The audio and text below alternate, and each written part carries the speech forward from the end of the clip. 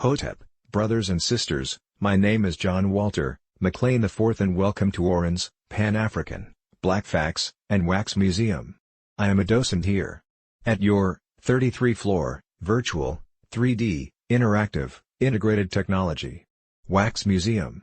Here on floor 27, we will be looking at African American boxing. The World Colored Heavyweight Championship was a title awarded to black boxers in the late 19th and early 20th centuries. This was the only recognized heavyweight championship available to black boxers prior to Jack Johnson winning the World Heavyweight title in 1908.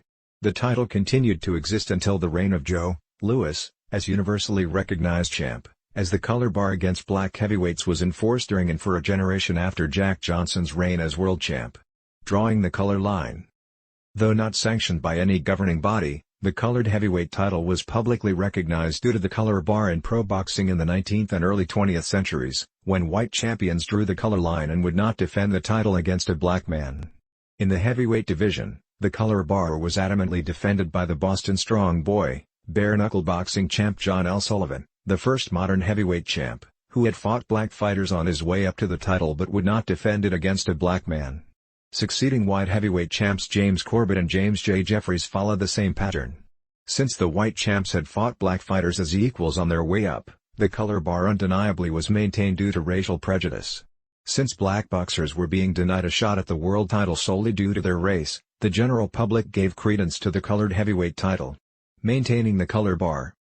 The color bar remained in force even after colored heavyweight title holder Jack Johnson won the world's heavyweight title in 1908. Thus ensuring the colored title remained the ultimate prize for all other black boxers. Once he was the world's heavyweight champ, Johnson, who relinquished the colored title, never fought black opponents, either. He denied matches to black heavyweights Joe Jeanette, his successor as colored heavyweight champ, and Sam Langford, who beat Jeanette for the colored title, and the young Harry Wills, who was colored heavyweight champ during the last year of Johnson's reign as world's heavyweight champ.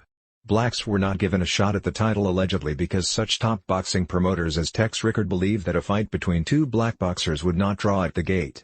Johnson, Jeanette and Langford edict Jack Johnson fought Joe Jeanette a total of 7 times, all during his reign as colored champ before he became the world's heavyweight champion, winning 4 times and drawing twice. 3 of the victories in 1 draw were newspaper decisions. In their first match on 1905, they had fought to a draw, but in their second match on November 25, 1905, Johnson lost as he was disqualified in the second round of a scheduled 6-round fight. Johnson continued to claim the title because of the disqualification. After Johnson became the first African American heavyweight champion of the world on December 26, 1908, his World Colored Heavyweight Championship was vacated. Jeanette fought Sam McVeigh for the title in Paris on February 20, 1909, and was beaten, but later took the title from McVeigh in a 49-round bout on April 17 of that year in Paris for a purse of $6,000, equivalent to $173,000 in 2020. Sam Langford subsequently claimed the title during Jeanette's reign after Johnson refused to defend the World Heavyweight Championship against him. 18 months later, Jeanette lost the title to Langford. Johnson never again fought Jeanette despite numerous challenges and avoided Langford, whom he had fought once while he was the colored champ and beaten him very severely on points in a 15-rounder. In August 1914, as Johnson neared the end of his troubled reign, there were reports that Johnson had agreed to fight Langford for the World Heavyweight title in Paris, but nothing came of it.